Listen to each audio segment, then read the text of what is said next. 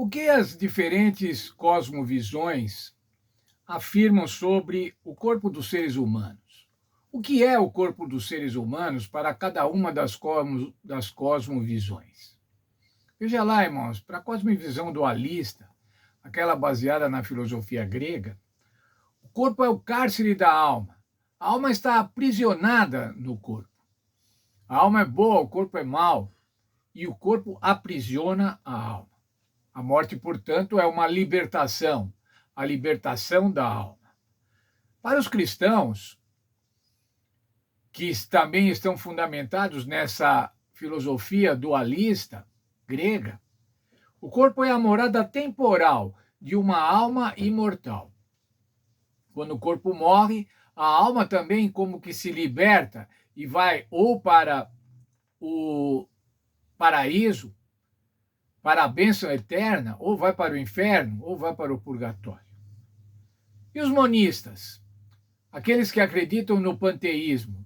Para os monistas, os panteístas, o corpo humano é também Deus. É uma parte de Deus. Na verdade, para eles, para essa filosofia, tudo é Deus. Tudo faz parte de uma substância divina, integrada, universal. Agora, o que diz a Bíblia, irmãos, sobre o nosso corpo? Qual é a cosmovisão bíblica do corpo humano, do corpo dos seres humanos? Qual é essa cosmovisão integrada? O que ela fala, essa cosmovisão integrada, o que ela fala sobre o corpo humano? Veja, por favor, 1 Coríntios 6, capítulos, versos 19 e 20. O apóstolo Paulo falando. Nosso corpo é o santuário do Espírito Santo que habita em nós. Não somos de nós mesmos. Fomos comprados por bom preço. Glorificai a Deus no vosso corpo e no vosso espírito. Vamos analisar um pouco esse verso, irmãos. Vamos lá. O que é o nosso corpo? É o santuário do Espírito Santo. O que é o santuário, irmãos? O santuário era a habitação de Deus junto com o seu povo, no santuário do deserto ou no templo.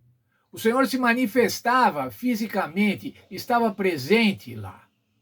Veja, o apóstolo Paulo diz que o nosso corpo agora, então, é o santuário do Espírito Santo. E mais, que habita em vós. Habita não quer dizer que visita, que vem de vez em quando, mas o Espírito Santo deve estar continuamente morando no nosso corpo, morando na nossa mente.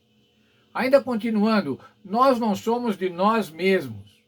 Olha, irmãos, nós não somos mesmo, nós temos obrigações para com Deus. Deus é o nosso proprietário. Ele nos fez, ele nos redime, ele nos dá vida, ele nos mantém. Continuando o texto ainda, fomos comprados por bom preço. Qual foi o preço com o que fomos comprados, irmãos? Qual foi esse preço? O precioso sangue de nosso Senhor Jesus Cristo. Por isso, então, ele conclui: glorificai a Deus no vosso corpo. Quer dizer, o nosso corpo deve ser um motivo para a glória de Deus. As pessoas devem ver o nosso corpo e falar assim: eles estão glorificando a Deus no corpo. E também glorificar no vosso espírito, na nossa mente. No nosso discurso, na nossa argumentação, nós devemos glorificar a Deus. Outro texto do apóstolo Paulo, ainda no mesmo livro, na primeira carta de Coríntios, capítulo 10, verso 31. Portanto, quer comais, quer bebais, ou façais qualquer outra coisa, fazei tudo para a glória de Deus. Tudo, irmãos, qualquer coisa que fizer, se você está fazendo esporte, é para a glória de Deus. Se você está cuidando da sua família, é para a glória de Deus. Se você está cozinhando um prato, é para a glória de Deus. Se você está fazendo um projeto, construindo uma casa, é para a glória de Deus. Tudo é para a glória de Deus. Tudo deve ser para a glória de Deus. A obra da redenção, a obra da restauração dos seres humanos, deve conter a saúde física, a saúde espiritual, a saúde mental e intelectual. Esse processo de restauração é um processo perpétuo, dura a vida inteira. e só vai se completar na segunda vinda de nosso Senhor Jesus Cristo, quando o que é corruptível vai se revestir da incorruptibilidade e o que é mortal vai se revestir da imortalidade. Portanto, irmãos, na visão bíblica, na cosmovisão bíblica, nós devemos cuidar do nosso corpo. Devemos ser temperantes com o nosso corpo. Não devemos fazer com que o nosso corpo sofra, quer seja por conta do nosso regime alimentar, quer seja por conta do nosso excesso de trabalho, mas devemos cuidar do nosso corpo. Temperança, irmãos, temperança é religião. Temperança é relacionamento com Deus. Veja o texto da lição da Escola Sabatina, da página 135. O apóstolo João escreveu ao seu amigo Gaio: Amado, peço a Deus que tudo corra bem com você e que esteja com boa saúde, assim como vai bem a sua alma. Sabe, irmãos, o Senhor quer que nós estejamos bem espiritualmente, mas o Senhor também quer que nós estejamos bem fisicamente, que tenhamos boa saúde. Continuando o texto da lição. Se reconhecemos que o ser humano é indivisível e que a religião abrange todos os aspectos da vida, consideramos o cuidado da saúde física um dever religioso. Cuidar do físico, irmãos, é um dever para com Deus.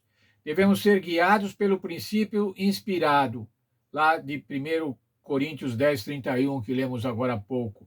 Devemos ser guiados por esse princípio. Se vocês comem ou bebem ou fazem qualquer outra coisa, façam tudo para a glória de Deus. Tá bem, irmãos, eu faço tudo para a glória de Deus, mas eu posso ter problemas também nesse mundo. Veja aí. Mas lembre-se de que no mundo em que vivemos, as pessoas boas podem fazer o seu melhor e ainda assim sofrer as consequências da natureza pecaminosa e do ambiente pecaminoso.